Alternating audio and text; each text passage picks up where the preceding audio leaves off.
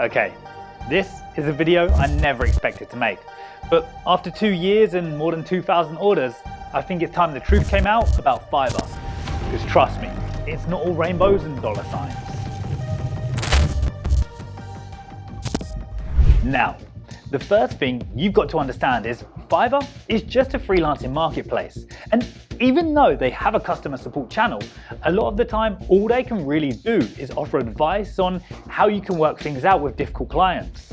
They can't physically take action or overrule a buyer's decision. Luckily though, in my time being a seller on Fiverr, I've only had to deal with 2 or 3 tough situations. And when I say tough situations, I mean clients that try to get work for free. The worst was when I received an order for $1,800. The brief was to create a 30-minute video, including script writing and editing effects, which was going to be used as a video sales letter that would eventually be published on the client's website in order to drive leads through their sales funnel. Well, skip ahead 10 days, and I had completed and delivered the work to the client. They sent back just one revision regarding some simple changes to the editing, which took me about 30 minutes to rectify before delivering the work again. Now, 2 days go past and the client puts it back in revision with just one comment saying, "It's still not what I'm looking for and I want to cancel the order."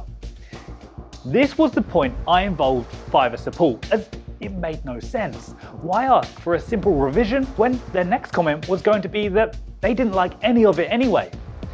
After that, things went quiet for a few days and the order sat in revision, but little did I know, the buyer was already using my video on their website. Of course, I sent this to Fiverr support along with screenshots and all the evidence I had to back up my point of the fact that this buyer is a complete and I should be getting paid for this job.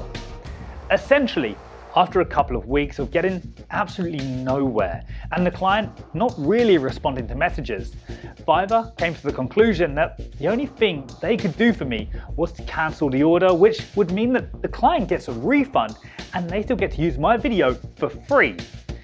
But that's not the end, because as much as I was annoyed at Fiverr for just giving the money back to the buyer, they do on occasion compensate sellers from their own pocket if they see that the work delivered was actually as per the client's requirements and you couldn't do anything more.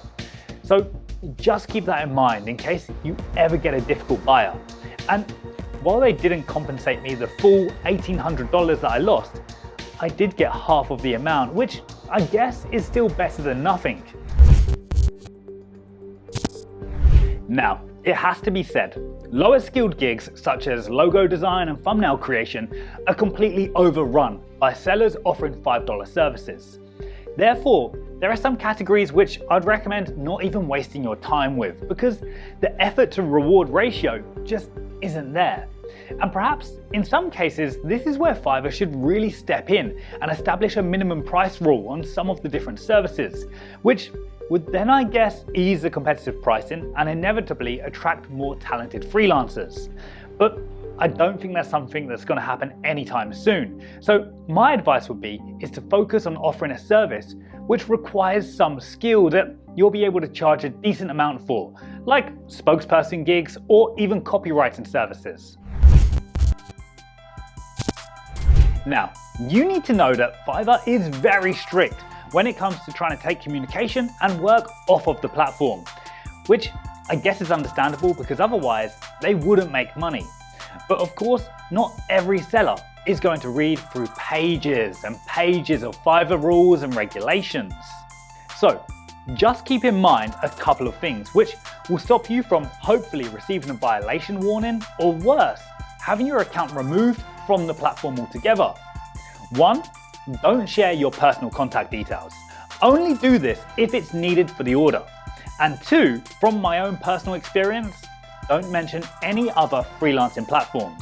If a buyer asks you if you work on Upwork, for example, just say no.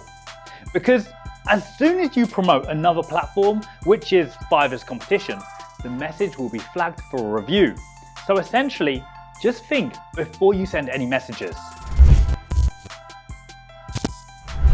Now, unfortunately, Fiverr compared to, for example, Upwork, has become known for low rates with a magnitude of underskilled sellers. But don't get me wrong, Upwork also has the same situation. However, I find Upwork tends to attract more professional sellers, rather than sellers just trying to make quick cash by pumping out cheap gigs. And because of this, it's led to buyers expecting a Hollywood production or asking freelancers to build rival platforms to Amazon with a budget of $50. This is something that's become quite common, and it's something you'll have to deal with from time to time if you want to start selling on Fiverr. But let me know your thoughts about what I've mentioned today in the comments down below. Do you agree with me, or maybe you don't? Let me know. And don't forget to check out my Fiverr versus Upwork video for a detailed comparison of both platforms to find out which one might suit you best. Otherwise, take care guys, and I'll see you in the next video.